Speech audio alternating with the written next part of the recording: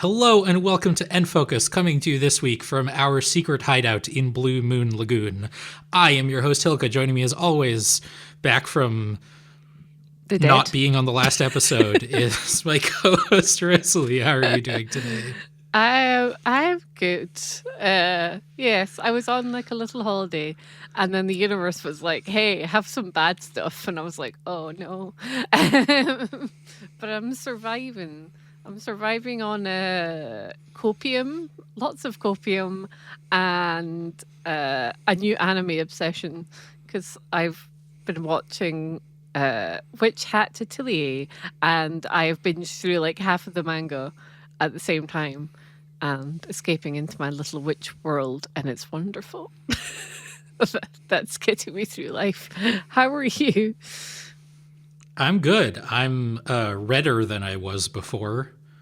Oh yeah.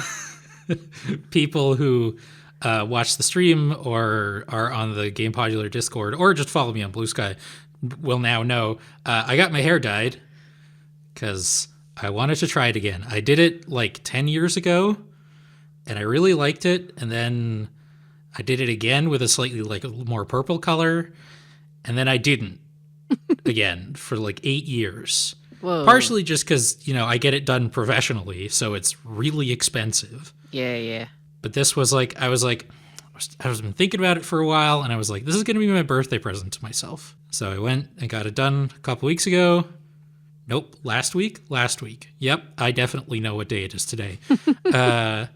And it's great. I'm a big fan. I kind of look, I'm going to just repeat the joke I made right before we started recording. Under the harsh light of the hair salon's like lighting, because they need to be able to see everything properly, the like red really accentuated the gray in my hair, which is very fun when you're 32. And I looked like Shadow the Hedgehog a little bit, which I am okay with because Shadow the Hedgehog rules. I thought you looked a bit like Kurt Cobain when he dyed his hair. I think it's because you've got a similar length as well, because he had red hair for a bit. It's all trendy. It's all grungy. It is very fun walking around town and seeing like, I don't even think it's Gen Z anymore because Gen Z's in their 20s now. I'm talking like 16 to like first year of university age people, like 16 to 18, and just like the exact kind of goth and emo and scene that was a thing when I was that age is back now. Yeah, it's like a rotation, right? It was funny because my sister is newly 18 and her friends had a Y2K themed party, and I was like, oh no. I was here for this. Yeah. Here's everything you did wrong. It's like, I guess, but because my mum used to have like parties that were like based on the 50s, I guess that is kind of the equivalent, and it makes me feel very old. And also, a lot of the things they were wearing weren't accurate this way, but it's fine. Yeah. But yeah, no, that is scary. I kind of like it when it's like the kind of alternative, like emo-y stuff, though, because it's like, I don't know. I guess I like it because I still get people coming up to me shouting, "You're a goth," in my face, and I'm like, yeah, and? That's correct. Like, congratulations, you have functional eyes. Yeah. Like, and it's I actually think it's kind of funny, not to go too off topic, because in my head, I am like, oh, I love like goth bands, as in I love The Cure and all the things, but like, I worry that I'm a poser, but if the chavs are bullying me, then maybe I'm onto something. Oh dear. But yes, no. One of the funnier things about my trip to Scotland last year was on the day that I was in Glasgow. Oh yeah. We were just walking around town and it's just like there is an above average number of like goths walking around town. Like even more than I would expect for a place like Glasgow. And then we were in the bus, and the bus was driving along a road, and that road had like a view of the OVO Hydro. And it was like, oh, Pierce the Veil are playing today. Yep, that'll explain it. That explains it. It's like when I was off, I went to go see ninja sex party at the O2 Academy with Twerp supporting. And I like how, like, you'll know this, like, when you're about to go to a gig and you just start to see people and you're like, are these my people? And it was like, I've never seen so many alt nerds in one space at a time. And then to the point where when I was in the venue, someone turned around and was looking around and went, man, there's a lot of nerds in here. I was like, yes. Yeah, obviously. It was just so funny. But it was good. It was very good. When I went to the Expedition 33 concert last month, it was also just a great example of that, because it was in a venue in Rotterdam that I'd never been to. Honestly, I think I've been to Rotterdam maybe twice, maybe 3 times at most in my life. And so I was just sort of like, I know the venue is close to the train station, but I don't know how to get there. And I looked it up on Google Maps, and then I was just sort of like, we were getting off the train, and I was looking around and, red beret. I was literally going to ask, red did beret. you see lots of berets? And I didn't. So, like, white and black striped shirt, carrying a fake baguette in a bag with a red beret.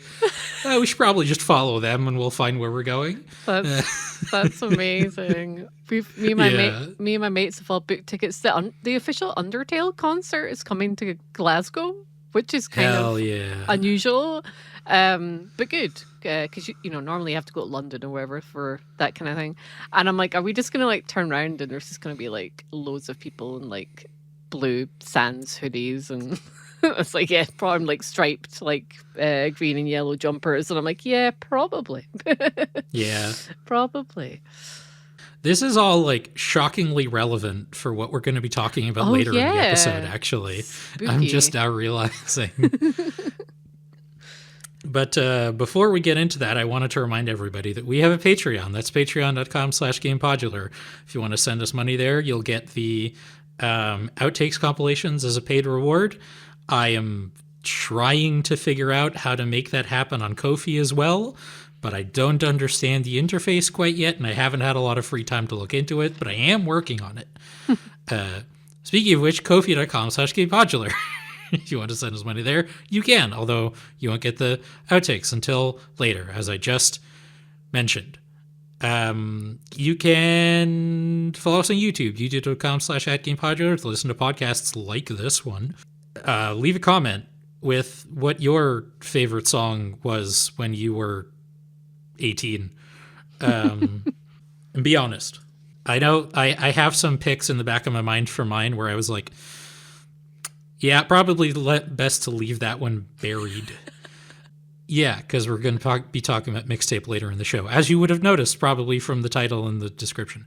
Anyway, leave us a like as well. Subscribe to the channel if you aren't already. You can also go to youtube.com/@GamePodular streams highlights to watch highlights, compilations, YouTube shorts, and stream VODs of the VODs that on the streams we do on twitch.tv/GamePodular.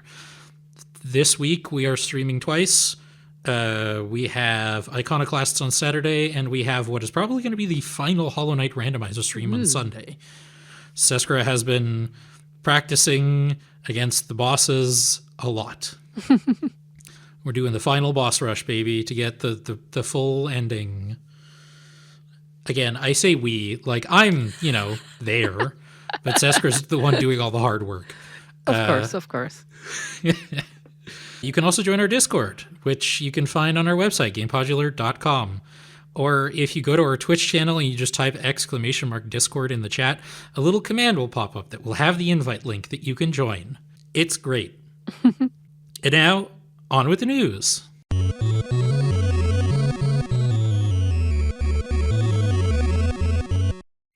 Our first news story is, let's go, it's a Nintendo Direct. Yay. Specifically, the Star Fox Direct.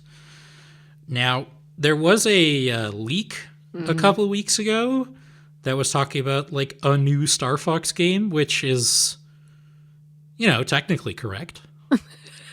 Kind of, yeah. Yeah.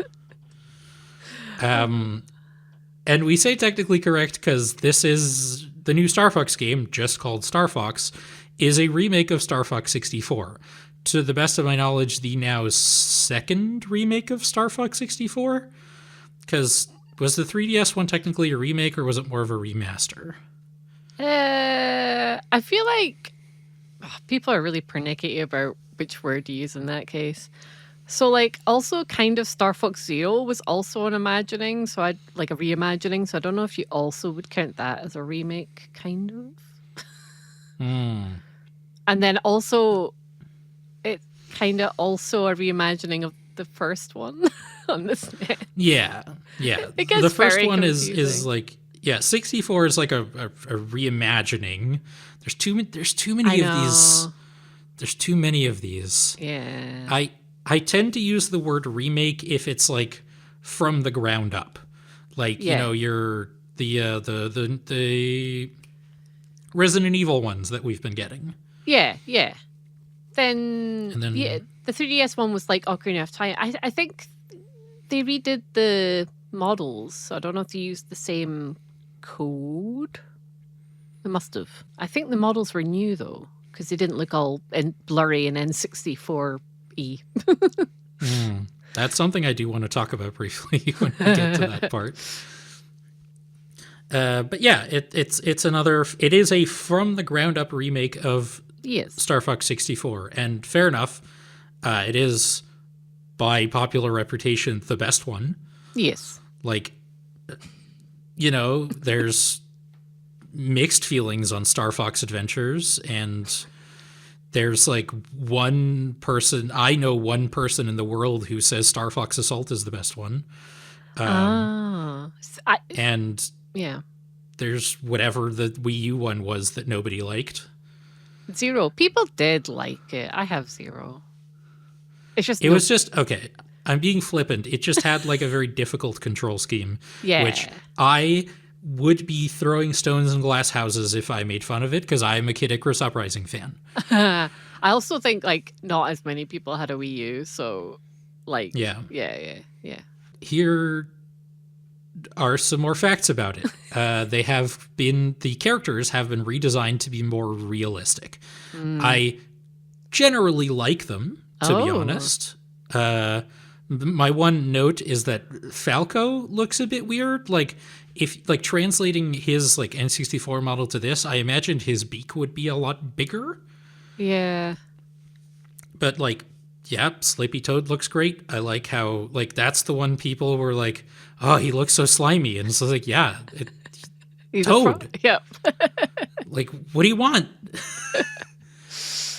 And I do kind of like the more realistic style. Like, it's still stylized, obviously. They're not going for like photorealism, but the added fidelity that you get from a modern system like the Switch 2 means, when they were showing off the like opening cutscene and they showed all the parts of the R-Wing moving around, I thought that was very cool as well. Yeah.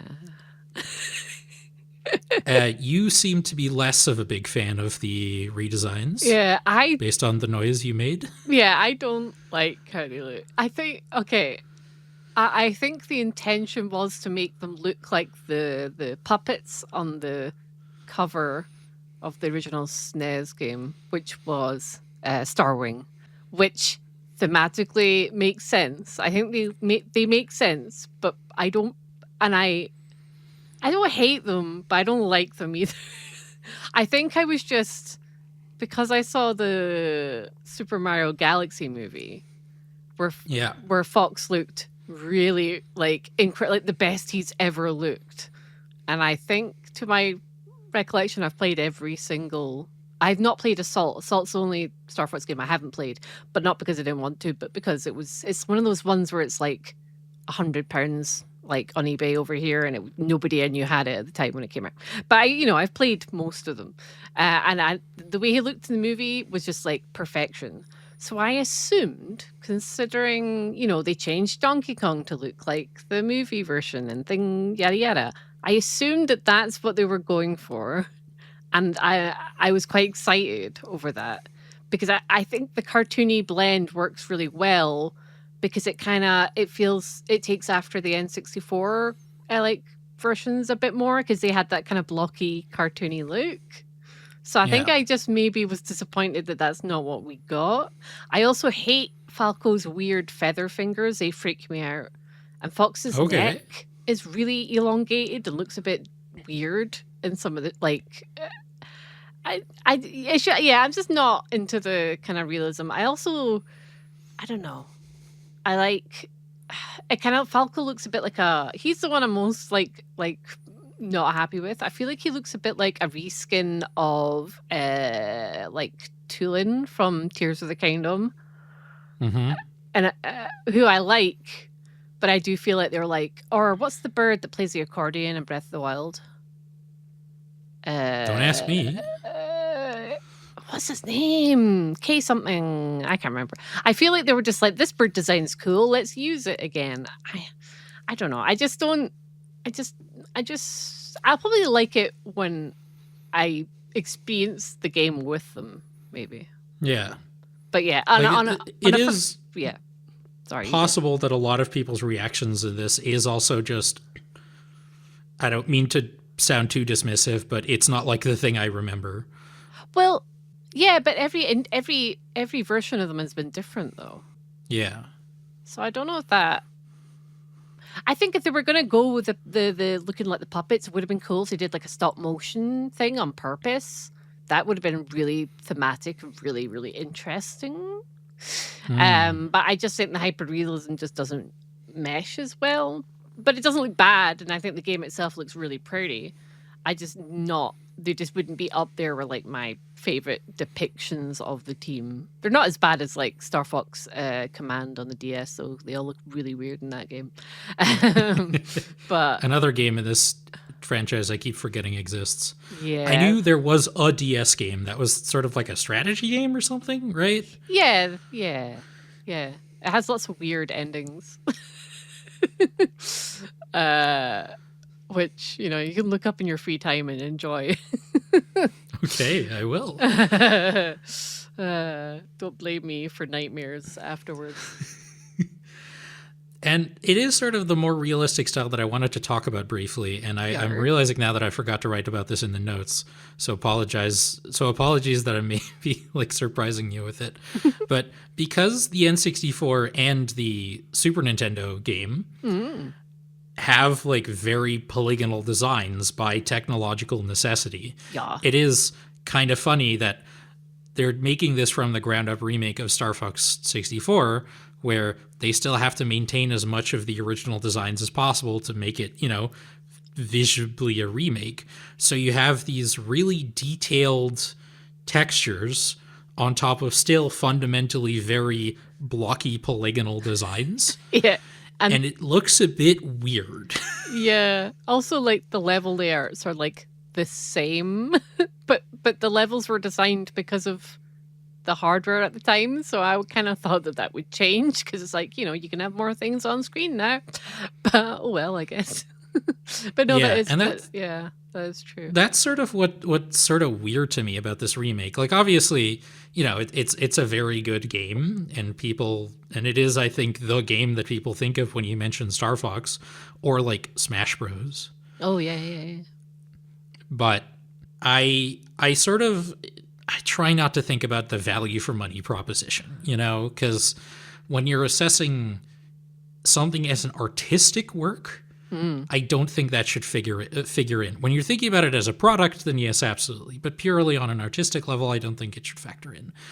But when looking at it as a product, like, I've played Star Fox 64, the 3DS version, admittedly, and I played the N64 version on like NSO for a bit. I think we did it on stream, actually.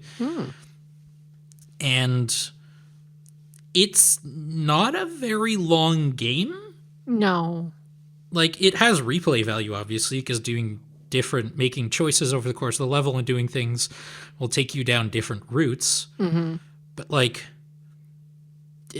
I fear that it's a game that's going to have sort of the same life cycle as Kirby Air Riders, a game that I was very excited for, and then I bought it on day one, and then we streamed it once, and then I played it like 3 more times, and I haven't touched it again, because I just sort of like got bored with it pretty quickly. Yeah. The multiplayer stuff might help a little bit, maybe. Yeah. But yeah, no, that's a very good point.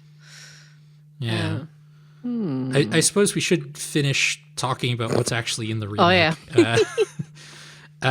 Some of the new things they are adding are there's going to be new cutscenes, fully voiced cutscenes, fully animated cutscenes, including new mission briefings that'll give you more like character moments, which I'm always a big fan of, character moments. There's going to be difficulty settings. There's a challenge mode with new objectives that you can only play on normal and hard difficulty, where you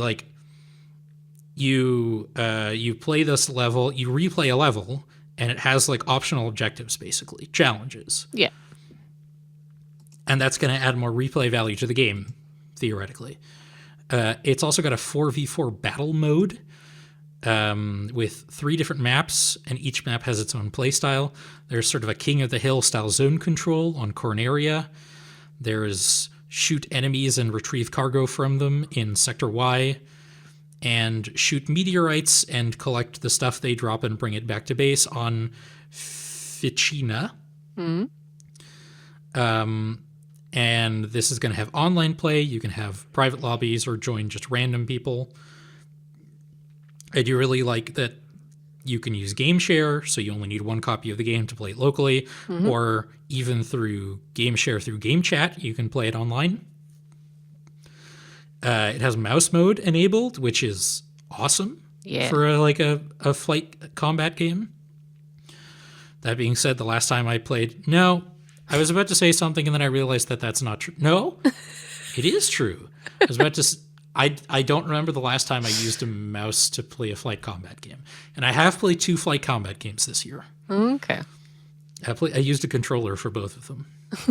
There's even like a local co-op thing where if you like one player has one of the Joy-Cons and another player has another one of the Joy-Cons, where one person's the pilot and one person is the gunner, which is very cool. Actually, I have very fond memories, not to get too nostalgic, of just doing that in Halo with my brother. Like one of us would be driving and the other one would be the gunner in like the Warthog or the Hornet in Halo 3 or the Scorpion tank, lots of options. There are character avatars for game chat, which is a feature I forgot existed. But they're like sort of mini VTuber rigs that like follow the motions of your face. It's kind of fun. Yeah. I actually thought it was really cool, but in a way that I'm like, what else are they going to do with this? Because I don't actually use game chat. Although maybe we can test it out at the time. Yeah, I mean, we'll have to pay for it. The free trial is over now, I think. No, if you have the expansion pack, it's included. Oh, yeah, of course. And we both do. Yeah. Hell yeah. Don't have to pay even more money. This game is also going to work with the like officially licensed N64 controller for Switch 2, which is very fun. I dig that a lot. I think it would have been a massive missed opportunity if they didn't. And they thought about it. Hell yeah. Good job. Yeah, I've got it. It's very cool. Do recommend. They finished off the presentation by showing off like a prologue cutscene that shows James McCloud, Fox's father, the moment that is talked about a fair number of times in the actual game where Pigma turns on him. Yeah. And joins up with Andros. And it was gorgeously animated. It was well done. It was dramatic. It was cool. I liked it a lot. And the release date is June 25th, which is like a month and a half. Yeah, very soon. I kind of dig that game companies are doing this more often now. I think we've talked about this before. Like, they don't announce a game like years in advance anymore. Like, obviously, they still sometimes do. Insert your own jokes about the Elder Scrolls 6 here. Like, they announced it in, I think, 2018, and we haven't heard of it since. Like, they made Starfield in between. But yeah, like, getting a pretty soon release date is great because it makes them easier to remember. Like, I've had a number of times now where they'll announce a game like years in advance, and I'll be like, "Ooh, that sounds really exciting," and then I will just forget about it, and then I will discover that, like, what do you mean this game came out 6 months ago? Like, how? So like a month and a half? Hell yeah. Yeah, although it's not good in the bank account because Splatoon comes out as well. Yep. Splatoon Raiders. And between the two of them, I'm much more excited for Splatoon Raiders. I know. Gotta say. That's the only thing I've not pre-ordered so far, because I've pre-ordered the new amiibo because, obviously. And then I've pre-ordered Star Fox, and I'm like, oh yeah, I need to actually pre-order Splatoon Raiders, the game, at some point. Oops. But yeah, like, I'm kind of medium on this game overall, because I do like Star Fox 64. I played the 3DS remake a lot. Like, I think I've played, like, every level at this point, and I spent a lot of time in that game's battle mode as just, like, a quick, like, hop into a battle mode against some NPCs just to pass the time a little bit. But I'm not really feeling the need to pick this one up.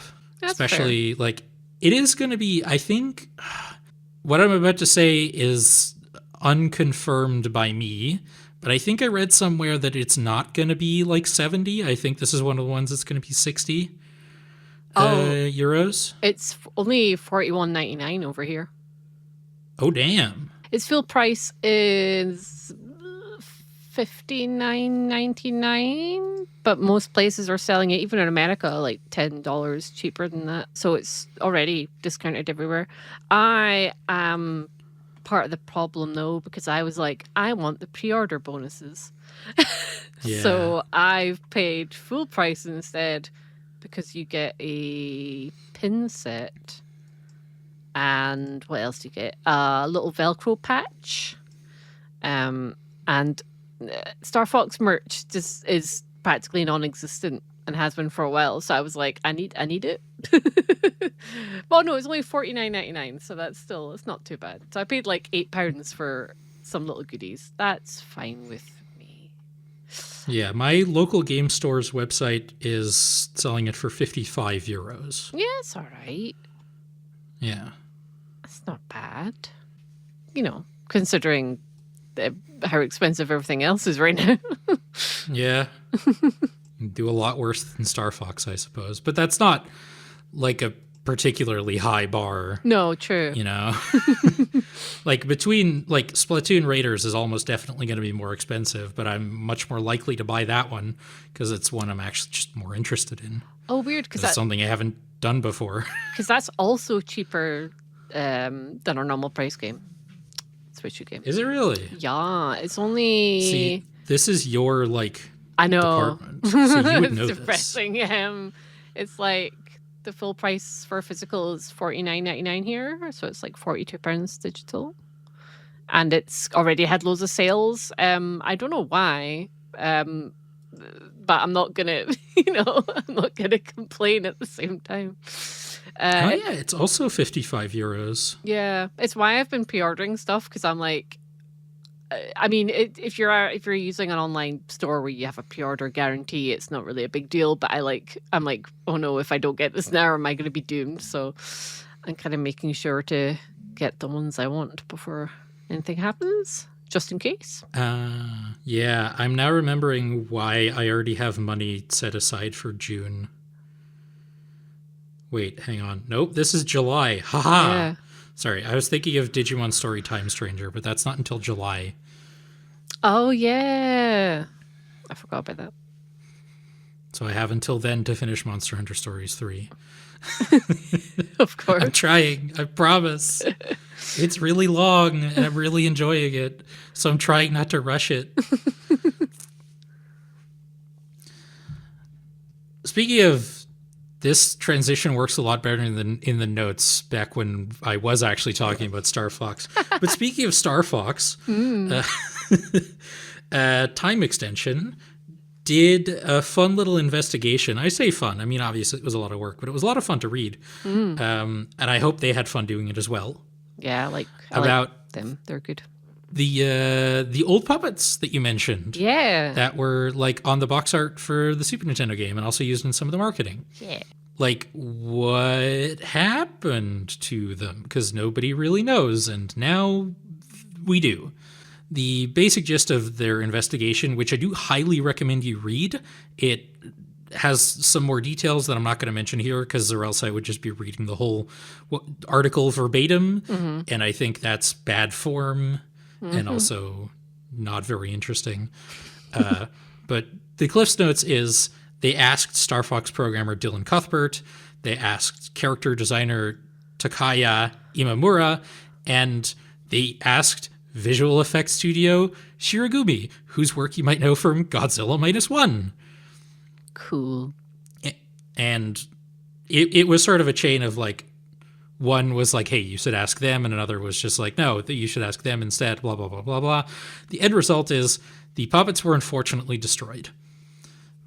Ultimately, the answer was from Shirogumi, because they worked on the marketing campaign and actually made the puppets, said that they were made by gluing fur and feathers to natural rubber, meaning that even just normal exposure to air is going to damage the puppet over time. So they were just destroyed because, like, it's going to happen anyway, and it's not really something you can preserve unless you just make a new one, basically. Yeah. That's just how natural rubber works. It's unfortunate because this would have been a very cool thing to, like, have preserved in a museum. Yeah. I mean, Nintendo opened a museum in Japan last year. It would have been a great, like, part of an exhibit. Oh, yeah. The Zero ones, I think, are on display, though. Yeah, nice. Yeah. I actually really, that was like for a game that people kind of don't like, the marketing for that was actually really good.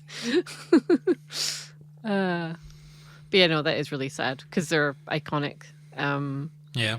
Although I don't have, are they on the, in fact, I can literally move in my wheels in my chair and check. They are on the cart. I wasn't sure if they were just in the box art because I have Starwing on the SNES, naturally. Nice. But yeah, they are on it. Yeah, they're very iconic. It reminds me of there's like, I wish I knew who did it off the top of my head, but somebody found the Kazooie animatronic that was used in like a Banjo-Kazooie advert. When I find it, I'll post it on the Discord. I think sadly the banjo was like used in like a bear movie because it was like hyper realistic, and then I think it was like put in a bin somewhere. But it's very, very interesting, and I love when people find these kind of old parts of gaming history. It's similar to when someone restored like that old Sonic statue that they found just like outside, like being lost to time, and they like found it and restored it, and I think it's in a Sega building right now. I like when things like that happen instead, but you know, if it can't, that's fine. I think I talked about this at the time, but I want to reiterate because it was very funny. When like the biggest game store chain here in the Netherlands shut down, I think last year, they did like a big, we're just going to auction off a bunch of our remaining inventory thing. And there was a location here in town that for years and years and years, for as long as I've known that location, had a statue of Connor from Assassin's Creed 3 just standing in the window. And it was like life size, and it was sun bleached to hell. Oh no. And there was a part of me that was like, should I bid on it? I don't know what I would do with it, but I kind of wanted to. Yeah, that's like one of those dream items, right? Because there's an official Sonic like statue that's been on eBay for like a year now, and it's like $4,000, and I'm like, I don't have that, and I don't have anywhere to put it, but I want it. Yeah. Or there used to be a massive HMV in Glasgow. It's sadly something else now. And they had a Tekken statue that was like, it was Jin and I think Kazuya, like their fists like coming together, and it was huge. And when it was like closing down, it did have like a for sale sign. And I'm like, oh man, I'm so jealous of whoever owns that because that's so cool. Yeah. But also, where would it go? And also, Yeah. yeah. I think the joke I made about the Connor statue at the time was like, I could maybe use it as like a Christmas tree. It's vaguely like cone shaped. I hang tinsel off the tomahawk. That'd be amazing. Just like I have like a really big window in my living room and just like sort of put it on in front of that and just scare my neighbors on the other side of the street. Oh, I approve. I approve. Speaking of things that don't exist anymore, no, that's a terrible. Speaking of weird merchandise, this was so funny. This story. Here's a phrase I was never expecting to say on a video game podcast. Brazilian urn and coffin company Bignotto have advertised Nintendo-themed coffins in recent social media posts. They're brightly colored. They have emblems that can be put on the front of them to represent Mario, Luigi, Peach, Yoshi, and Toad.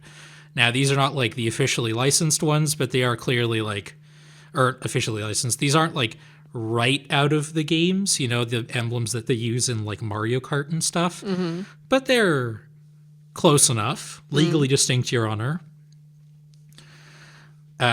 As Kotaku's Rebecca Valentine points out, this is far from the only time this company's done this.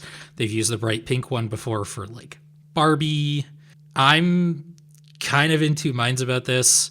On the one hand, I do feel a bit weird about pop culture IPs being inserted so much into our lives that they'll even follow us into our funerals.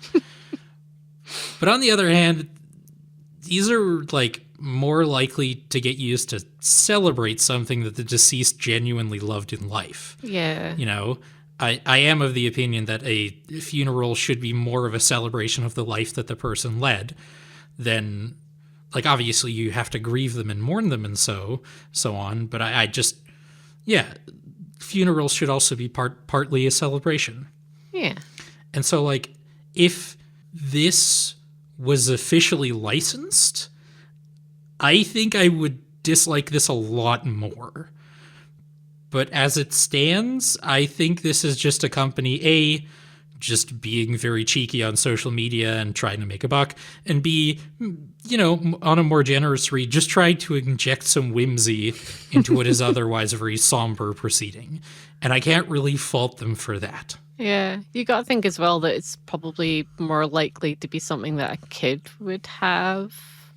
Yeah. So, probably. And I know there was like a famous case, and wasn't there a kid that had a SpongeBob SquarePants headstone? And Nickelodeon or somebody wanted them to take it down because it was like, that's our IP. And it's like, a child has died. Like, it's maybe more, important. When they were deciding in that meeting, there were people in the office being like, there is no way we look good by doing this. Yeah. You have to understand that, right? I might be remembering it wrong, but there was something of that ilk. Maybe it could have been a Disney thing, but I just remember being really angry because I'm like, man, if that's what the kid liked, capitalism also bad because does it count as an advert in that case if you see SpongeBob's face when you're going through a graveyard? I don't know. I mean, like, kind of, right? Like, it's a legal sort of weird thing that I'm not nearly close enough to an expert to really comment on. Yeah, I'll maybe ask my brother-in-law because he's like an undertaker. So oh, really? I could maybe ask him, and maybe people have had stuff like that. I don't know, but. Yeah. I mean, I was like, for a quick second, I was like, do I want a Nintendo themed coffin? And I'm like, no. I want to be, composted anyway. Because respect to everyone's cultures, but I know all the environmental issues with all the other methods, and I quite like to go out in a nice way to the universe and just end up as some twigs and things. So and that doesn't involve adding being in a big Mario themed coffin. You just kind of put in a tank and away you go. So yeah. But yeah. Come with me on this journey. Sorry, I thought of something really terrible, but I do have to share it. Yeah, go on. An urn, but it's a Yoshi egg. Yeah? Isn't that awful? It's awful, but I kind of like it. Yeah. I mean, anything can be an urn, right? I do, yeah. Yeah, it just sort of has to be vaguely oval shaped. Yeah, I did ask. I saw. This is kind of related. I saw somebody on TikTok like a year ago. Whenever it's Halloween, they have their parents, bless them, into urns, and they put little ghost outfits on the urns on Halloween. And okay, I thought that's fun. Yeah, and I was like, Mom, can I get a video of you giving me permission to do that? Because I think that's incredible. And she said she would do it because she thinks it's funny. So, but so maybe I do want to be like a Yoshi, or what else would I be? A can of Iron Brew. There you go. But like a big one. Yeah. Not to get too more philosophical on this video game podcast, but I do really like the idea of even when you're dead, just still being able to spread joy to people. Yeah. Not just in their memories, but also there's a great joke by a stand-up comedian I like called Kyle Kinane. He's very good. He's very funny. And he has a bit about, I want to die weird. Stuff and on my tombstone it'll be born 1976, died in your arms tonight. And someone will be walking past that on in the graveyard and be like, born, yeah, died. Nice. This guy was funny. That kind of thing kind of appeals to me. Yeah. Like the granny that had what you call it, your funeral pamphlets, and they all came with little Ouija boards and it says let's stay in touch. Yeah, love that stuff. My actual favorite thing is people who put recipes on their tombstones. Oh, cute. That's very cool. I love that a lot. I've not heard of that before. That's really cute. Oh, you could put the Konami code on it. People still use that, right? I don't know. I'm showing my age. Oh, I bet you can do that. I'm gonna ask my brother-in-law. I mean, I'm told based on very little information that the engraver is carved by the character or charged by the character. So, I mean, if you're doing controller buttons instead of words, you probably come out about the same cost-wise. Yeah. Join us on this Nintendo podcast where we plan our funerals. Yay! Oh dear. Our next story is, hey, do you know how Nintendo likes suing people? We've covered it once or twice on this show. Well, they're getting sued. Not just Nintendo, I will say, but they are part of a group of companies that is getting sued. So, for context, a while back, we didn't cover it at the time because there was not a lot of information on it, but it did make the rounds. Nintendo joined a lawsuit against the U.S. government, demanding a refund for the tariffs that were put in place by noted very smart man President Donald Trump. That were then later recently declared illegal by the United States Supreme Court. Now, Gregory Hoffert from California and Prashant Sharan from Washington have filed a lawsuit against the companies who joined that lawsuit, declaring that the refund should be given to the consumers if the lawsuit that they filed wins. Yeah. Because we, the consumers, are the ones who had to fill in the blanks of the tariffs. We had to pay for it, basically, is their argument. And especially in the US, Nintendo did increase the price of Switch 2 accessories and are in the very near future globally increasing the price of actual Switch 2 hardware and Switch 1 hardware too, I believe. I personally don't see this going anywhere, to be honest. Like, don't get me wrong, they're right. And I hope they win. But I feel like this is one of those things that's just going to get dismissed, or Nintendo is just going to do the Nintendo thing where they outspend the plaintiffs until they give up, basically. Mm-hmm. Yeah. But hey, Nintendo's getting sued. That doesn't happen very often. But don't you worry, brave listener. Nintendo did still get up to some legal shenanigans. Of course, of course. This one was very frustrating to read. A YouTuber by the name of Elias, that's Elious, received numerous copyright strikes on his Pokénational Geographic series, enough to surpass YouTube's threshold for channel deletion, which I believe is 3, and he got like 20. These videos were original 3D animations, placing Pokemon in habitats with like David Attenborough style narration as if it were like a National Geographic documentary, which is an extremely cool idea that a lot of people have ripped off since then. But so far, I do emphasize so far, he is the only one that has actually seen legal ramifications for it. If I had to guess, and I believe I read this on Polygon article I read that was the bulk of my research for this, did point out that about 2 months before the strikes started happening, he started up a Patreon to help fund the creation of more videos.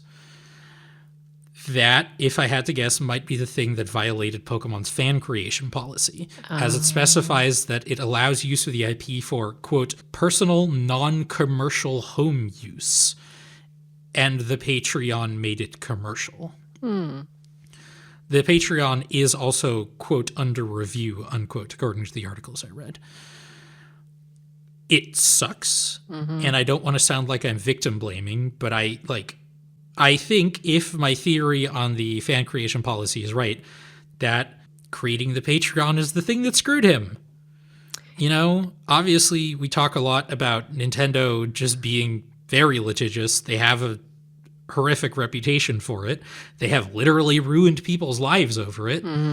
Is the Patreon like specifically for that series and advertised as such, or is it like, hey, I create animations, help me pay my bills? I don't know that for sure. Cards on the table, I wrote parts of these notes on the train. It's fine. Because I was very busy. Wondering like if that would make a difference, because I swear I've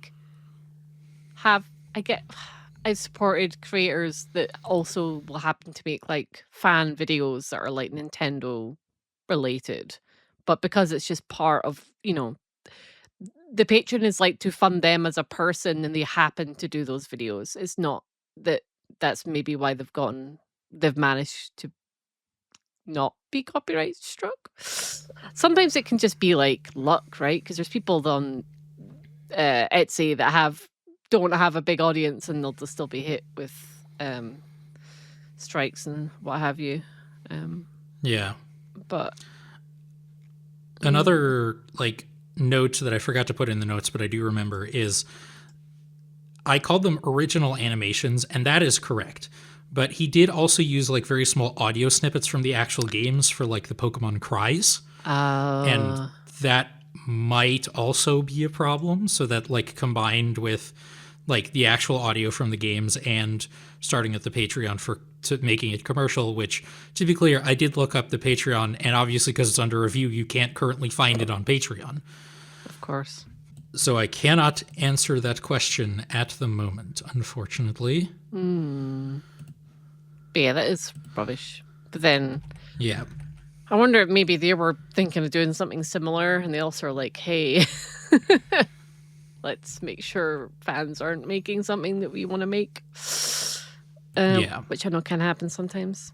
If you do want to continue supporting Elias, you can go to his new channel, Elias Entertainment YT. Yeah.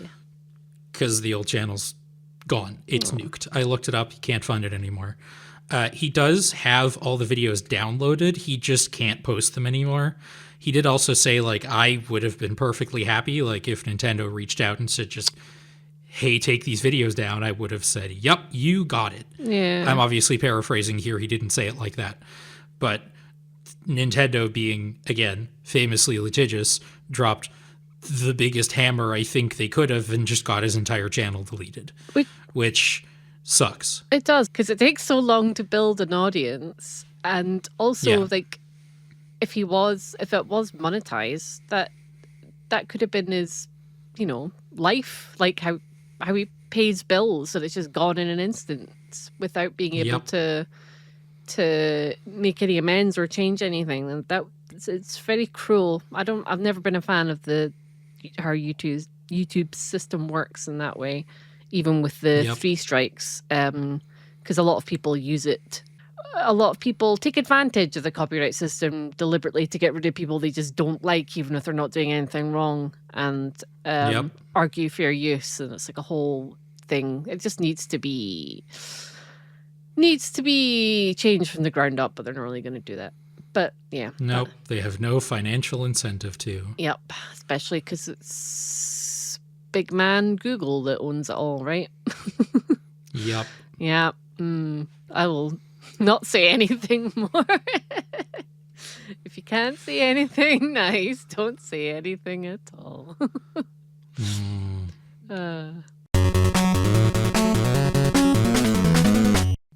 That is going to bring us to the part of the show where we talk about what we have been playing. And what we have been playing is the same game. Yay. It's the game everybody and their cat is talking about. It's Mixtape. Now, I have a lot of thoughts on Mixtape. A little peek behind the scene, I was originally not planning on playing this. And then it suddenly became the subject of a lot of discussion. And also, you sent me a recommendation. It was just like, hey, here, I played it. We talk about it on the show. It's not very long. And I was like, I'm not really a big fan of like coming of age stories. I just don't really connect with them all that much. But I was like, it's like, what, 4 hours? Sure. And so yesterday, at time of recording, I bought it and finished it in one go. It's like between 3 and 4 hours, depending on what you do with it. What you mean to say is that Rose pestered you to play a game, and then you played it, and I have no regrets. I mean, it demonstrably works on me. Like, you've gotten me to play Paranormicite. Oh, yeah. Thank goodness you're here. Ah.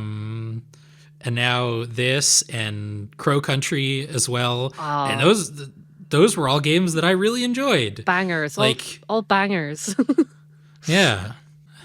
I am nothing if not easily influenced by my friends. Though I will say I have very mixed feelings on Mixtape. And part of it is kind of inspired by the critical discussion around the game, which we'll get into a little later. But first, just some general thoughts on it. One of which I feel might be a little unpopular, so maybe I shouldn't start with it. But I am not a fan of the like kind of jerky 3D animation that was the character animation in this game. I just thought it looked kind of unnatural, which is probably what they were going for. Yeah, but I just didn't like the way it looked. You don't like stop motion, so that kind of makes sense. Because I think it was trying to kind of go for that kind of style. Yeah. Like it's, I do like me some Spider-Verse movies, but it is easily my least favorite part about them. Oh, really? Oh, okay. Yeah. Though I am also, like, I say I do like me some Spider-Verse movies. I like the first one a lot. Wasn't a big fan of the second one, but that's a discussion for another day. And my other sort of weird, like, criticism of it is that I think the protagonist, Stacy, kind of treats her friends like garbage. And the way that, like, their relationship works, it just, like, felt kind of weird to me. Because, I mean, teenagers are jerks. Every teenager is an idiot, and every teenager is a jerk. Mm-hmm. And there's just sort of like the fun kind of rude, but you don't mean it banter that you see in a lot of teenage friendships.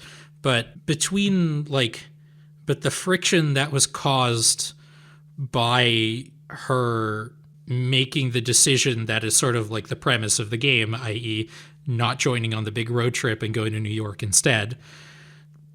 Like, she just like dismissed a lot of her friends' complaints essentially with "nuh-uh," and I didn't really love that. Okay. And to a certain extent, that's part of like the game, you know? But I also don't really feel like she got past that very much. Like, there was a moment where near the end of the game, I guess, yeah, be prepared to have this entire game spoiled for you, I guess. Because we kind of have to talk about like some of the narrative aspects of it. So go play it. I highly recommend everyone play it, if nothing else, to just form your own opinion on it, which is very important. But yes, you have been warned, there will be spoilers. Near the end, where like Cassandra is about to get caught by her dad for drinking by the legally distinct 7-Eleven, the Heaven-11? Yeah. She like basically sacrifices herself. And that was sort of an attempt at repairing the friendship that had basically like disintegrated because she just wouldn't talk to Cassandra normally about her decision to not go on the road trip they've been planning for like 3 years. But it felt kind of weird that the reconciliation of that after the grand gesture, it started with Cassandra and not with Stacy.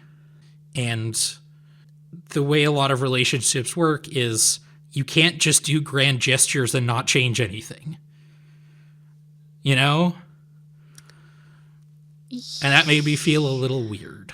Yeah, but they're also teenagers. Yes. So like, I don't think the grand gesture and afterwards needs to be like that because they're most likely they might not ever see each other again. And I think there was a part of that feeling because I'm not friends with anyone in high school. I don't know what they're doing. I kind of don't like. I kind of thought that's what the kind of feeling was that like. So like I don't know if that needed to be. And this sort of cycles into something else that I wanted to talk about the game with that I'm going to talk about a little later. First, I want to talk about some other elements of it. A part that has often been neglected when talking about the general critical stuff around this game is the part of the game that has the most like gameplay interaction in it is actually really good. Mm-hmm. I love, a lot of people have been shouting out the like rock skipping mini game. That one's a lot of fun. Yeah. I loved the kiss. Oh, so funny. I love how gross and uncomfortable it is. It's hilarious. Yeah. Where you have to manipulate both of the tongues with both of your thumbsticks on the controller. It was gross, but it was hilarious because it was so gross. Yeah, yeah. And I think the genuinely funniest part of the game is when you're like stumbling through the video store, just drunk as hell, knocking over shelves of videos. Yeah. Oh, it was great. And I think those parts of the game deserve more love because they were genuinely excellent. Yes. And some of the sort of more magical realism-y kind of like dream sequences where they're like flying through the field or like conducting the fireworks and then the cars start flying and stuff is, I think, a really good, not only mechanical way, but also just a nice visual way of showing and letting you interact with what moments like that feel like, even if that's not literally happening. Yeah. I really liked when she's kind of like drifting through the sky and everything's in slow-mo and you're flying through like inflatable pigs in the sky for some reason. But it's like the black and white one. Yeah, but it's like the melancholiness of like listening to a track and like the world's like slowing down around you. Because I used to listen to music on the bus and pretend I was in a music video and be all sad. And I'm like, oh, it's just like that. Everybody did that. Yeah. And the thing I liked most about the game is its attitude towards music. Because like one of the things that got me to really get interested in the game is you talking about like it is like the way it thinks about music and the way its relationship is to music. And we are both really big music fans. We like going to concerts. We listen to a lot of music. And it would be something that would really appeal to us. And that part of the game definitely appeals to me. Like, I do agree that music can define a time in your life or a moment in your life.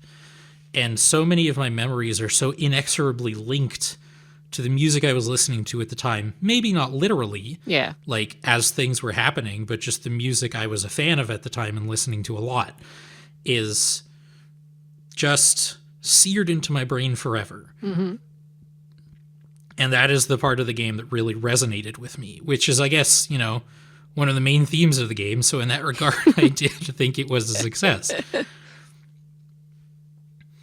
But how about you? What I've talked for a very long time now, and I want to get to like the more serious stuff after this, but I want to hear some more of your thoughts as well. Yeah, no, I agree about the music thing. That's why I was very, I guess we don't want to get too much into that already, but I was very confused by people's being like, oh, if it's set in the 90s, then they wouldn't listen to this, and they wouldn't be into this. And I'm like, they might. Like, yeah, you don't know that. Yeah, like this is 2026. I still listen to the Pixies, Nirvana. Most of the music I listen to is from the 90s.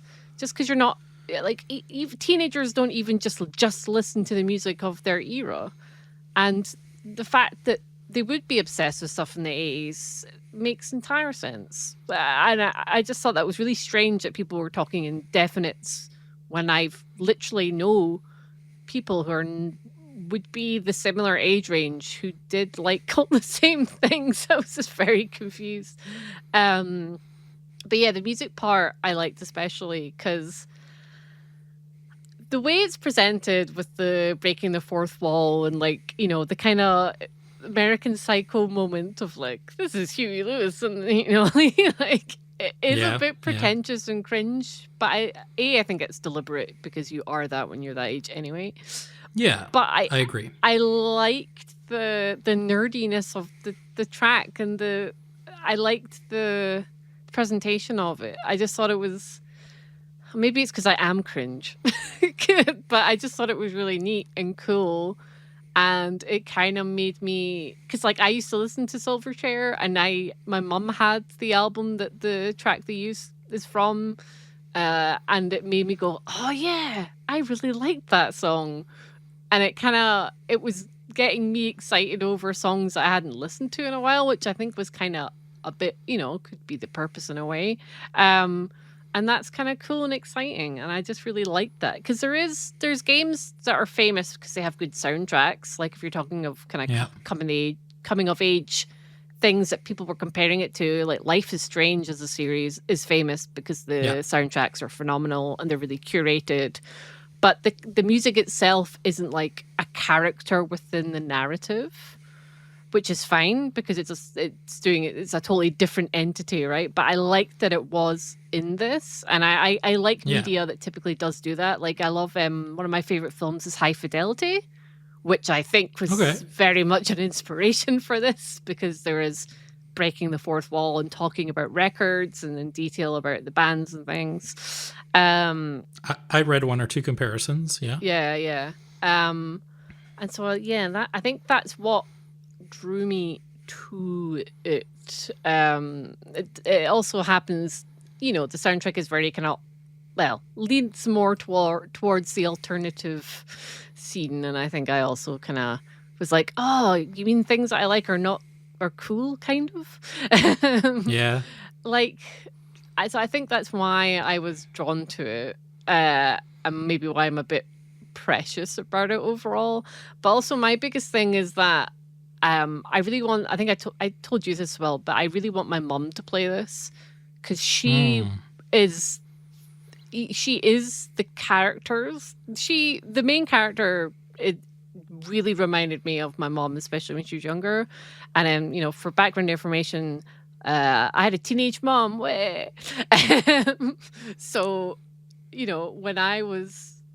when she had me, she was 19 years old. And that was the 90s. So a lot of... She still acted like a teenager because she was one. Not a good thing when you're a parent. Do not recommend. But that's what the experience I had. So having that kind of... the way she talks about music and how it changed her life and how she's explaining it, I've literally lived through moments where my mum has sat me down and gone, right, you have to listen to this album. This album came out here. This was a really defining moment for this band because of this, this, and this. And that happened a lot. It happened with the Pixies, which, by the way, she took me to see when I was in the womb, and then we saw live, like when I was, walking, and it was like a big moment for her to like share the Pixies with me as I was a teenager. But yeah, she's like... the big one for her was Adam and the Ants. I have had an hour-long story about how when she discovered Adam and the Ants and how it changed her life. And I know far more about him than I maybe should, which is fine. He's all right. And I just thought that kind of nerdiness about music I related to it because that I've met that person. And I just thought that was really neat, which is also ties into the thing of people being like, people weren't like that. And I'm like, but I literally know somebody that was like that and was like the same, maybe a tiny bit older. Not exactly the same because, the middle class American suburbianness do not relate. But yeah, I just thought I think that's why I like it in particular. Because, yeah. The main character is my mom, basically. I do want to come back to that, like the declarative statement that you brought up that a teenage girl in the 90s wouldn't be like this.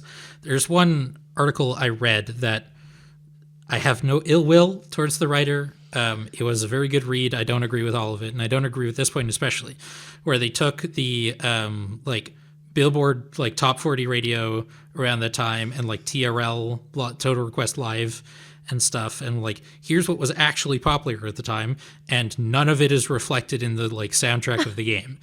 And it's a weird choice because it is established in the narrative of the game that she does, yes, I do agree with the assessment that, they literally show that she has tapes of MTV. Mm-hmm. She tapes it to keep in like touch with what's going on in the world of music.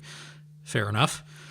But in like the same scene, it also shows that she has a like CD recording of an unused soundtrack to Apocalypse Now. Like, she clearly likes deep cuts. She clearly likes weird stuff.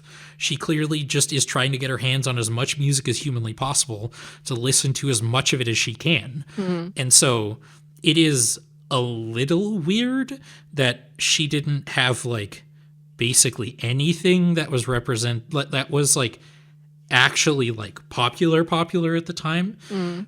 But on the other hand, like there are just people who are like that, right? Yeah. Like okay, it's now me is maybe not the best example because I have bought like 3 pretty popular albums in the last 2 years. But like, especially when I was in high school, like you couldn't pay me to listen to pop music on purpose, right? Like, and admittedly, like that is a sort of a weird comparison to make because when I was in high school, it was like the early 2010s. I had access to the internet and YouTube, and so I had many more tools of discovering new music, mm-hmm. and new music, and also weird music and niche music. And in 1998, like the internet kind of existed, but it wasn't nearly what it was like 20 years later when I was really getting into music. Yeah. Because people then, they would share bootlegs and mixtapes and things and record concerts. And so there was like there was a way to discover music. It's very Yeah. weird to think there wouldn't be. But yeah, that comparing it to the charts has actually angered me.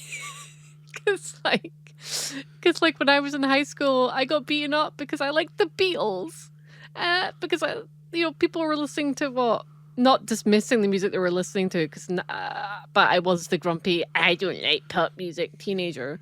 But they were listening to, what's the like whatever that song is. And I was listening to, I know that one. yeah, I was listening to the Beatles. And because I was obsessed with the Beatles. I guess I realized that everybody likes them, but at the time, people my age were not listening to that. And I'm not saying that in like a pick me way. I mean, genuinely, I was not really in the zeitgeist. Eventually I was, because I think it's important to listen to a bit of everything and, make that effort. But yeah, it's a very weird like thing. Because yeah, again, if I was looking at my mom, just to bring her back into it, she lists like in the 90s, there's like 80s and 90s pop songs that she liked, but her favorite bands were still like stuff either I'd never heard of or like one of her, I mean, they're famous now, but one of her favorite bands was My Bloody Valentine, the shoegaze band. Yeah. She loved, and like that album was not as wildly, people are like, know who Nirvana is, but most casual music people aren't going to know who they are. It's like, yeah, that's a very weird. I'm gonna have to read that. That's really annoyed me. Loveless is a hell of a record. Oh, it's one of my favorites of all time. Oh, it's so good. So good. But I think what has sort of like, unless you had anything else you wanted to say about it, I think we can get into like the more broad discussion. No, you're right. Yeah, it's all good. Is that this is obviously a work that is meant to evoke nostalgia. Mm-hmm. And I think it deployed it in a way that I'm kind of not sure where I stand on it quite yet. And I sort of wanted to like talk about it with you, and it'll be interesting for our listeners as well, I hope. Because like it's obviously set in a very specific time, and it has a very specific, more or less anchored to the time period soundtrack that the game is very heavily about, right? Like you said, the music is itself a character in the story. Mm-hmm. But it feels weird in the way it was deployed, because it's set in like Northern California, and it's very clearly inspired by like, the teenager-centered John Hughes movies with like the teenage antics and the sort of new wavy kind of soundtracks and stuff. Mm-hmm. And the developers are Australian. Yeah. This is not like autobiographical, This is, I mean, maybe some elements of it are, but this is very clearly inspired by sort of the pop culture version of the 90s and not like the actual 90s. Yeah. And so that seems that distinction is one that I don't think a lot of people are making. Yeah, no, yeah. I also, yeah, because in that kind of similar vein, it also, I think it was meant to be deliberate, but I don't think it was. There was enough emphasis put on it where it's a timepiece, but I feel like they were deliberately showing that nostalgia isn't what you think it is, and sometimes the experiences were actually different, and that's why some things were a bit weird, but I think that maybe wasn't hammered home as hard as it could have been. And I think maybe it could have if it was grounded in an experience that developers actually had, rather than this is the nostalgia that an American person wants to play. So yeah, I do feel that's for sure. The thing you said about like it being kind of about that nostalgia is maybe not as cracked up to be. It does remind me, if I'm allowed to play in the space of the game itself a little bit, of Bruce Springsteen's song Glory Days, specifically the third verse, about like how he doesn't really want to be just stuck reminiscing about his glory days, but it's just kind of something that happens to you, right? And it's not necessarily the thing that's a good thing to do, but it just sometimes happens. Yeah. And there's an interesting alternative reading of this game that sort of appeared in my mind a couple hours after I finished playing it, which is something that, to be clear, this is a very like English majory kind of come with me on this journey, kind of like I would get like a medium grade on an essay reading of this game. But, come with me on this journey. The magical realism elements and the way that the music is incorporated both diegetically and undiegetically. Yep. Look at me, I'm using big words. I thought of this reading where this entire game is actually just like a memory. Yeah. Of like the characters, or of specifically Stacy. Yes. Because, and there's no like, and this is why I'm saying that the evidence is maybe a little tenuous, but there's no like framing device before and after the game that sort of suggests this, right? But both the way that the music is employed and the more dreamlike sequences showing not necessarily how it went, but how it felt, is making me think more like this is not just, ooh, look, it's nostalgia. It's more, I mean, I guess it's sort of like a greatest hits compilation of Stacy's life, or at least this period of Stacy's life, right? And framed not necessarily in the way that everything is true, but in the way of, like I said, of how it felt. And I think that that reading of the game makes it make a lot more sense. Yeah. I guess. Yeah. That's how I took it, but I do think there needed to be something in there to kind of hone that down if that is the intention. Yeah. And I think the fourth wall breaking moments that you mentioned do go a long way of setting that up a little bit, right? Yeah. It makes it very clear that this isn't like just you're observing this. This is Stacy is taking a more active role in actually telling you this story, It kind of reminded me, now that I'm thinking of it, are you familiar with the game? This is a weird comparison, but Call of Juarez Gunslinger? I know of it. I've not played it. That game does have a much more explicit framing device of the protagonist is sitting in a saloon just telling his like adventure stories to people so they keep buying him drinks. And so there's multiple parts over the course of the game where it's just like you, the player, playing as the protagonist in flashback or having this gunfight. And it was like, oh yeah, I was fighting 3 guys. No, it was 5 guys. And then 2 more like enemies will just spawn in. Oh, I love just that. appear out of nowhere, And those kind of like weird unreality moments reminded me, like, Mixtape had some things like that, where in the softball minigame, where every home run you hit makes more of the softball stadium look like you're playing in the World Series. Yeah, I like that. Yeah. And I think that kind of unreality really, it just makes the game more visually exciting, obviously, and also more fun to play. But B, I think it really does kind of lend credence to my reading a little bit. No, I think you're right. It's kind of interesting how this game has spurred on so many discussions, because I feel like other indie games don't, and like even if it's people joking on it, I wonder there's a core element in there that people feel compelled to talk about rather.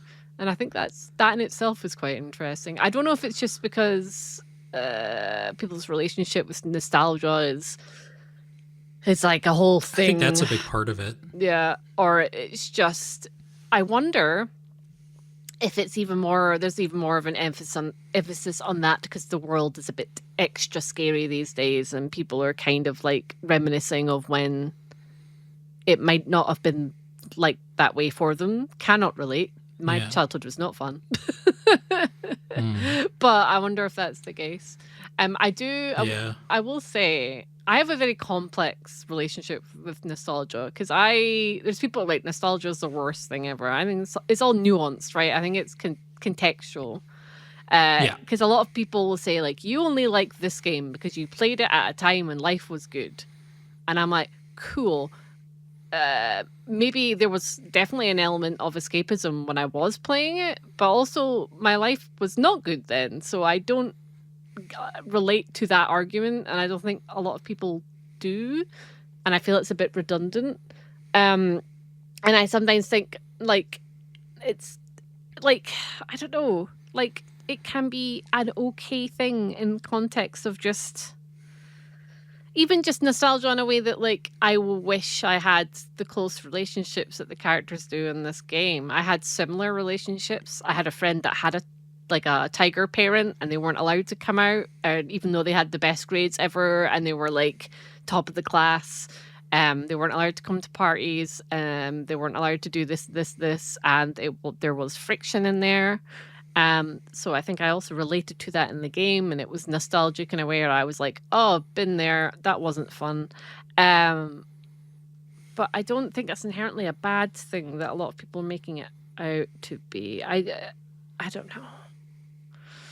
I think if I am allowed to be a little bit flippant on this, and I acknowledge ahead of time that I'm being flippant about it, but I think that this kind of, like, specifically this era and setting feel like they're kind of catnip for, like, video game critics, right?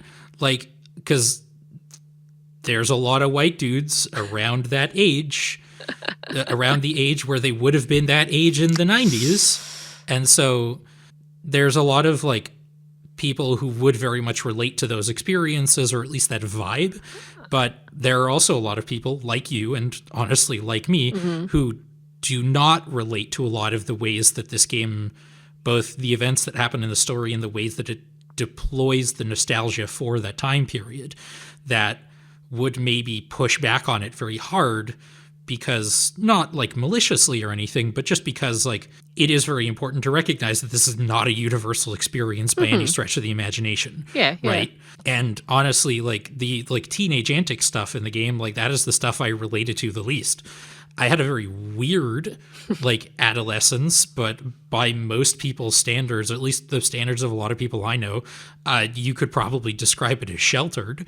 Like, I was just too busy to do any, like, wacky teenage things. You know, I was just doing homework until midnight every night. Oh, You know? And yeah, so a lot of the, like, not to get too personal about it, even though we basically already have, is like a lot of the, like, weirdo teenage kind of rebellion stuff is I didn't do that until my 20s, because I just didn't have time to do any of it when I was a teenager. yeah. And so, like, that is it. And nostalgia, especially the way in this game it's utilized, is it's very weird, because when you're creating a work of nostalgia, or even just experiencing it, you're always experiencing an idealized version of those events, right? But then if you recognize, again, the developers are Australian, and they're primarily basing this setting off the pop culture version of this era. So there's sort of like two layers of idealization, and maybe you can even call it artifice, that are present in this game, and that might actually be, like, too much for some people. And honestly, I kind of experienced that as well, because, again, there were a lot of things in this game that I just didn't relate to at all, and that made me bounce off of it, like, mentally in a couple of moments. Yeah. Although, and like you said, nostalgia is just a very contentious issue that a lot of people have very strong feelings about. Yeah. And I think that's where a lot of the discussion maybe came from. But because you're not, you know, as people say over here, a fanny. You can go, I didn't relate to this. This part wasn't for me, so I didn't jam with it overall. I didn't jam with this section or narrative in the game. But there's a lot I have noticed, some, like, I can't relate to this, therefore this is bad, or therefore this is not how it was for anybody, and lots of definites, and that's what has been annoying me a little bit. Because it's like, you can just because again, I don't. Every character in this game, well, less so one of them, but every character in this game is like has a big fancy house, and I'm like, oh, cool, that must be nice. I grew up in council estates, so don't know what that's like. I guess I do a little now, luckily, thankfully.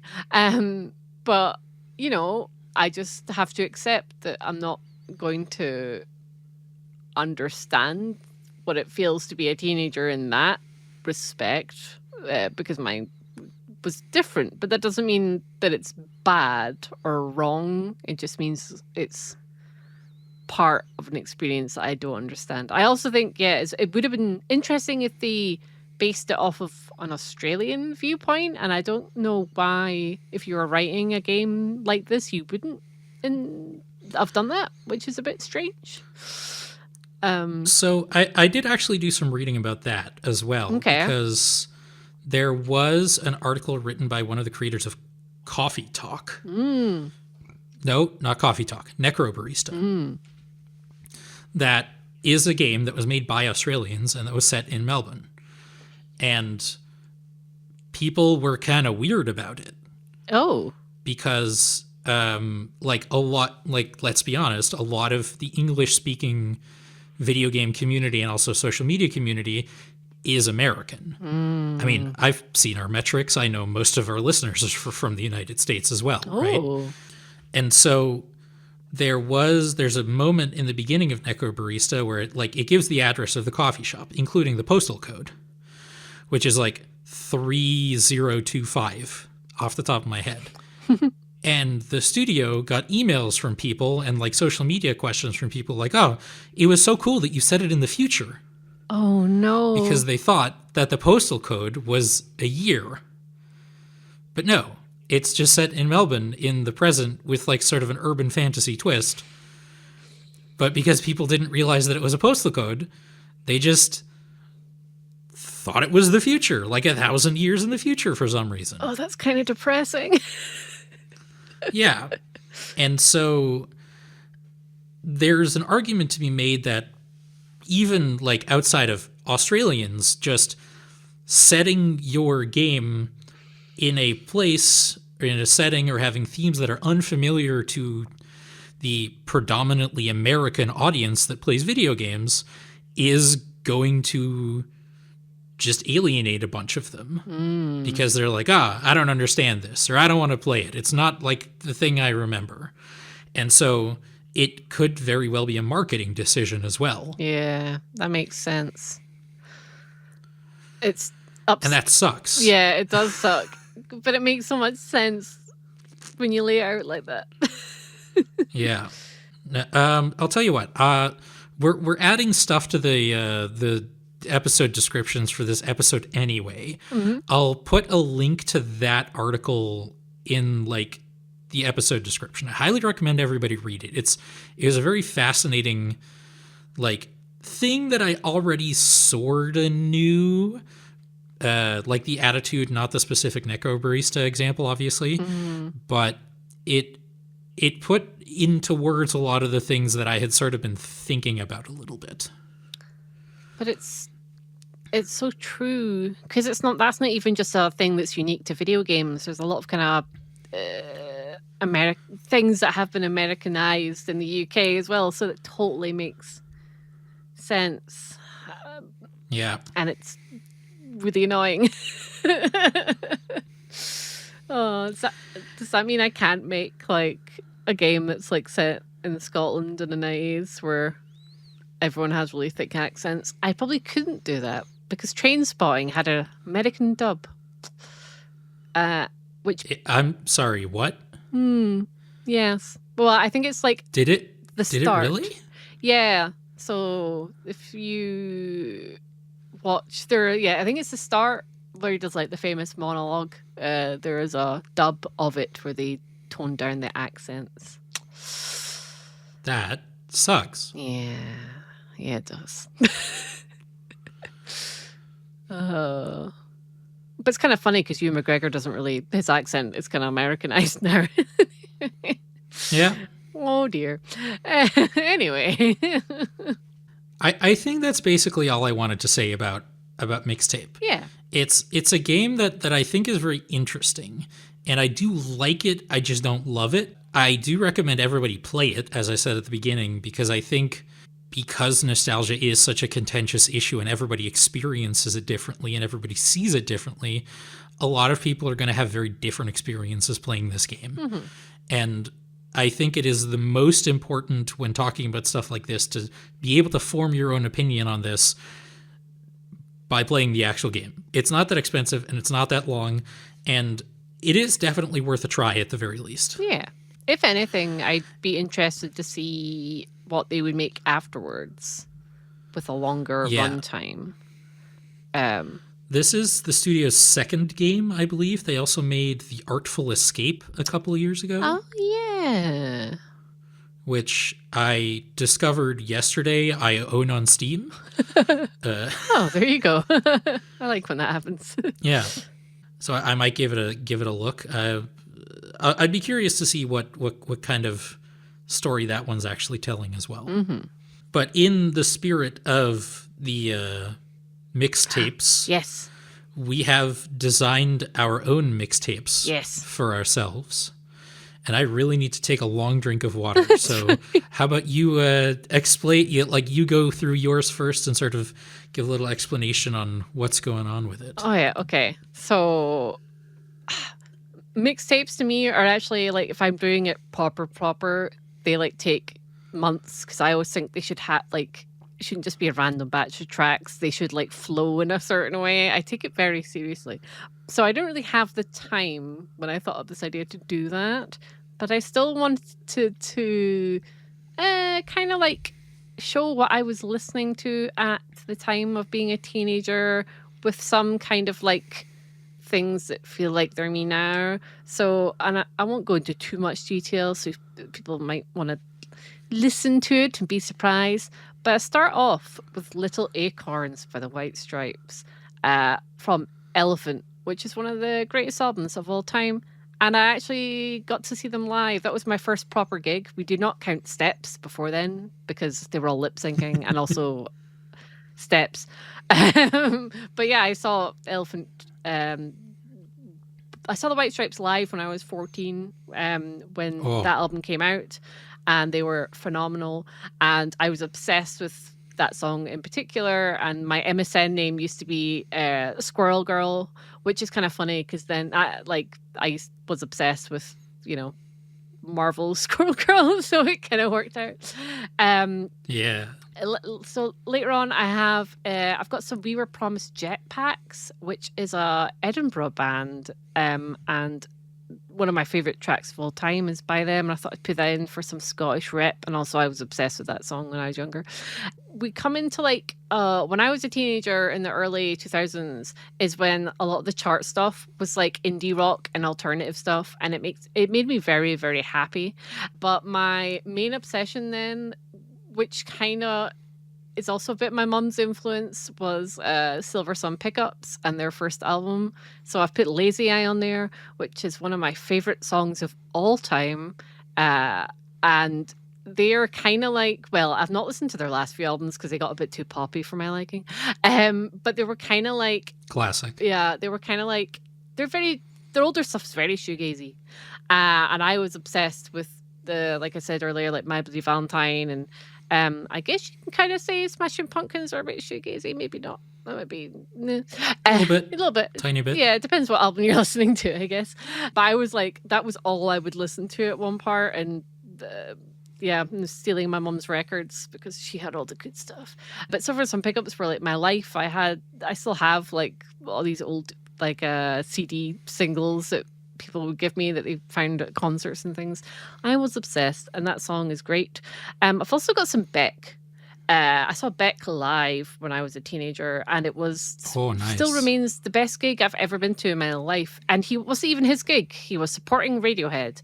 They were awful, but Beck had puppets, and the puppets copied what the band did. So there was the band, but in puppet form, and they had little cameras. And when they went in a break, they had a video where Beck did the Braveheart thing and had this, and it was really funny. And also, he's just amazing live. And that was when Guero came out, which is like, oh, like no filler, amazing album. So I put E-Pro on there because that's like the tune. Later down the line, we have some The Breeders, because again, I was obsessed with Kim Deal. I kind of just wanted to be her. Still kind of do, to be fair. And then for like being the kid that was obsessed with like old 60s music, I used to be really into the Big Bopper, who is Okay. more famous for being one of the guys that died on the Buddy Holly plane crash. Oh, really? Yeah, so I think that's how people know him. I do not remember how I got into it. That might have been the reason. But his most famous song was Chantilly Lace. And I used to just have this on tape and we'd like rewind it and play it like over and over and over. And it's still a bop. Big Bopper, kind of funny.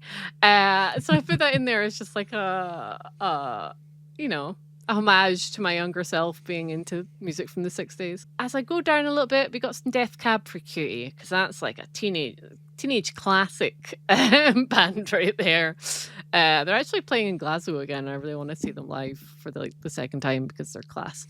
Got Crooked Teeth because I thought that was Plans is like one of my favorite albums ever, and that song's it's good time. And then as we go down a little bit, I've got some Anna Managuchi because reasons. And I got CSS. Do you remember CSS? Nope. They were like this really cool. I think they're from Brazil, and they had like their first album was like a huge deal over here. And I put Off the Hook on this because I was obsessed with them as a teenager. They were like the thing during like the new rave era, like the Klaxons, and which was a big thing here. I think she had Love Fox, the lead. She got married to the guy from the Klaxons, I think. Okay. But yeah, put that in there. And then towards the end, I finished the playlist and I ended it with Bombay Bicycle Club because, obsessed with them. And I feel like ending on that's kind of me now is because they're my favorite band ever after the Beatles. But I put Owen Pallett in there. And I won't get into too much detail, but basically, Owen Pallett is one of the violinists for Arcade Fire. Okay. And they had solo music, like when Arcade Fire was pretty big, and they called it Final Fantasy. They later did have to change their band name because copyright reasons. But you've told me about this. Yeah. And I put one of their songs from their first album, Has a Good Home. When I was playing Mixtape, and the way that the music is interwoven to the story and her day, I guess. Like Owen Pallett to me was like the moment. Like I saw him live when I was 14, and I met him at the gig, and it was like the first time I've met someone that was, I don't want to say famous because people don't know who they are, but it was like a big deal, and they were like a huge inspiration because they were violinists and I was a violinist, and they're one of the reasons that I wanted to go to music college, which I did. And like it's something about the first two albums just do something to my soul. And I just had to put a track in there, which I think is actually the one that's about people from Arcade Fire. So there you go. But yeah, it's I think I went too cool. But I also didn't want to. I could have put a Spice Girls track in there, but I just didn't feel like me. But I did like the Spice Girls. I won't pretend that I didn't.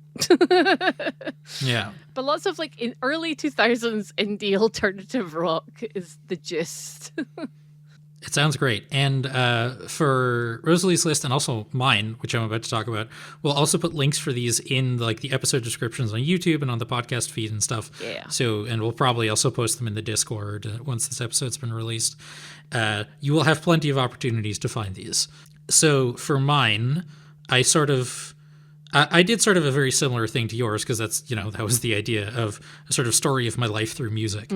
And I started with Big Yellow Taxi by Joni Mitchell. Oh, tune. Which, Yeah, is sort of the first song I really loved Oh. before I really realized how you could love music. Because my fourth grade teacher was a really big music fan, and she brought her acoustic guitar to class, and she would like give guitar class during breaks, during recess. And Big Yellow Taxi by Joni Mitchell was one of her favorite songs. And here's a funny story.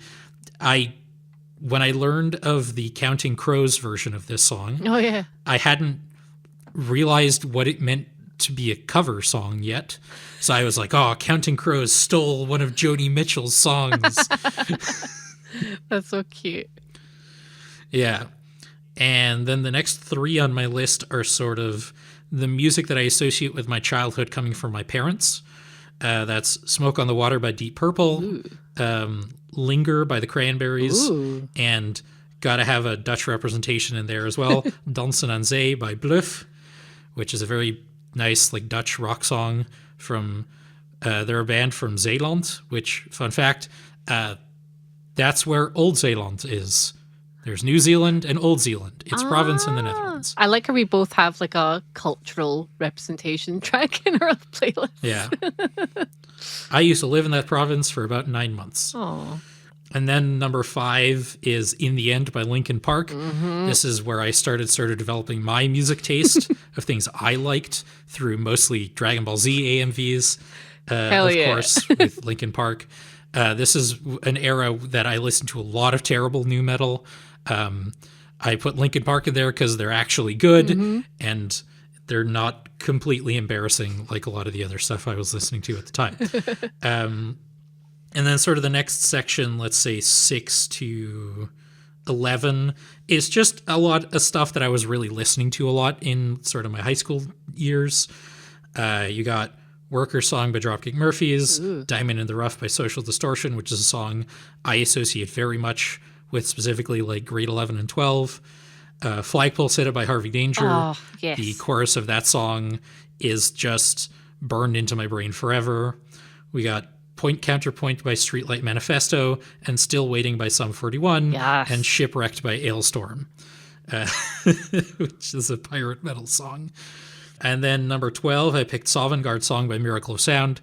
It's a song about the Elder Scrolls V Skyrim by one of my favorite musicians still to this day. I saw him live in concert a couple years ago. That is the song I specifically associate with exams. It was the song I would sing to myself whenever I was psyching myself up for, well, we're about to write 3 essays in an hour and a half by hand because it's IB Higher History, baby. And so that's what I would sing to myself. And then sort of the last 3 are Coming Home by Iron Maiden, which is the first proper concert that I ever went to. It was an Iron Maiden concert in Jakarta, Indonesia. Wow, that's cool. Yeah, I still have my ticket for it to this day. Aww. And the image of not only hearing that song, but also hearing that song again when I saw them at a music festival like a year later, is really burned into my brain because it's a song about doing a lot of traveling. Because Bruce Dickinson, the singer of Iron Maiden, fun fact, is a licensed pilot, and he sometimes flies their own plane. Huh. And it's a song that really resonated me. It's not like a particularly well-known song by them, but because I was, living abroad and I would travel home to the Netherlands in summer vacations to see family again, it just really resonated with me. Oh. And similarly, in that same vein, I also have Jet Lag by Frank Turner, who is now one of my favorite artists. I think genuinely my favorite artist. I think I've seen him in concert 7 times. Ooh. Who I was not listening to at the time, but this song is still period appropriate because it's from 2008. But it is also about like traveling a lot, missing people. There's one lyric in that song that I will never forget, which is "Distance kills the best of intentions." Oh, it's so beautiful. It describes the way that like you have relationships with people who you only see like once or twice a year because you live like a 12-hour flight away, And then the last one I have is a very modern pick, but I'm allowed to do it because Mixtape had a song from 2011 on its soundtrack, which is while it was set in 1998. So I picked The Great Divide by Noah Kahn, a song that came out last year, I think. But the album came out this year, like a couple weeks ago. So I may be influenced by recency bias, but it is the song that like describes the feeling of I have met people, and because of the fact that either they're leaving or I'm leaving, I'm never going to see them again. And it's weird to think about that they had such a profound impact on your life, but there's a good chance they will never think of you again, and you're never going to think of them again at a certain point. And you just hope that despite everything, they're just doing okay. Everything's going good for them. I hope you're scared of all the ordinary things. Yeah, it's a song that has described that feeling like nothing else I've ever listened to. That is why it is the last song on the playlist. I like that. Oh, goosebumps. I wasn't kidding when I said we both really like music. Yeah. Which I feel like some people might be like, well, yeah, everybody does. But I think you can tell when people are a bit nerdy about it, I feel. Or at least I hope. For context, if you're in the official Game Podular Discord, I frequently post like stuff on Bandcamp Fridays. Oh, yeah, you do, yeah. Where I'll pick like 4 or 5 albums from Bandcamp and be like, hey, these are albums I like or find interesting, and here's why you should listen to them.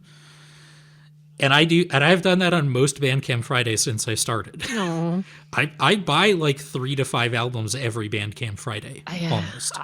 I need to do that on Bandcamp more. I do buy a lot of vinyl. I've now run out of space. I bought the Ninja Sex Party like Great Hits 2 LP at their gig, and I'm like, took it home and I went, oh, all the vinyl boxes are full. It's not good. Time to buy another vinyl box, sounds like. Well, I'm gonna buy a whole unit. You can get vinyl furniture that's just for storing records, and I was like, yep, that's just what has to happen now, I guess. Yeah. For context, I keep track of like new movies, new TV shows, new albums and stuff that I listen to. And my album count in May of 2026 is at 37. I've listened to 37 new to me albums this year. Ooh. Oh, yeah. Do you like EDM?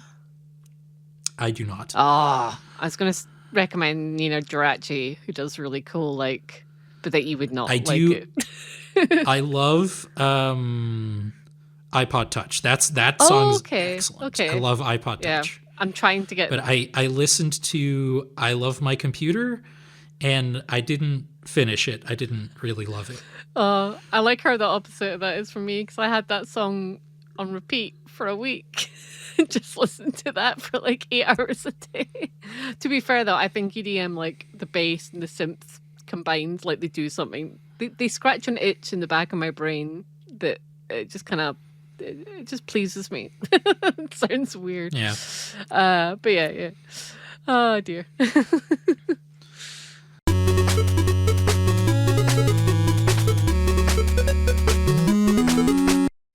So that's going to take us to the point of the show where we're going to be talking about where we talk about what we're going to be playing. Of course, for me, one of these will not be a surprise. I am, in fact, still playing Monster Hunter Stories 3. As I said earlier in the podcast, it's long. I'm working on it. It's very good, but I'm trying not to rush it. But in the interest of playing also a shorter game and having more things to talk about, I also picked up Elementalis, which is sort of like a top-down Zelda-like, where you like travel around the world and gain elemental powers to like have attacks and solve puzzles and stuff.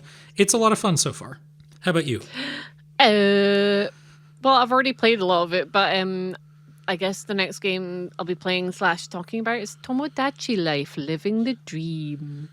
Hell yeah. And I've made both of us. And we are friends. I can't remember what we became friends over, but it's very cute. And more of a success. Well, I think we became friends over doing a Nintendo podcast together. I need to add that to the vocab. I need to add that in the game. I need to do that. Noted. But yes, I see what you did there. Yeah, I'm looking forward to hearing about it because I had very mixed things to say about it when it was announced. Yeah. But it's a game that has always, like, a series, I guess, that has always really fascinated me. So I'll be very interested to hear about it when you talk about it, probably on the next episode. Yeah. Okay, that's going to do it for our episode. This has been very long, but it's been really good and really interesting. Yeah. So we'll talk to you all in the next episode. I hope you enjoyed it. I know I certainly did, and I hope you did too, Rosalie. Mm-hmm. And maybe see y'all on Twitch this weekend, and if not, on the next episode.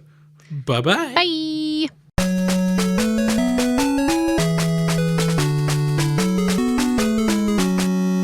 Thanks for listening to this episode of In Focus. If you enjoyed this episode, please leave us a review on iTunes. It really helps us get noticed. Also, please tell your friends if you think they'd be interested. Word of mouth really helps too. You can also listen and subscribe on Spotify and other podcast services and YouTube. And if you're listening on YouTube, be sure to like, comment, and subscribe. Also, be sure to check out our sister show, Game Podular Unfocused. Follow us on Blue Sky and at gamepodular.com for updates, news, and other content. Links to all of our socials, including our Discord and Blue Sky, may be found at our link tree. If you'd like to support our shows, you can buy us a coffee or become a Game Podular patron. The details for both are on our website. Thanks! This episode was edited by Hilka, and you can follow him at gear12turbo.eurosky.social on Blue Sky. And he was joined today by me, Rosalie, who you can find at littlerecordgirl.bluesky.social on Blue Sky. Have a good one.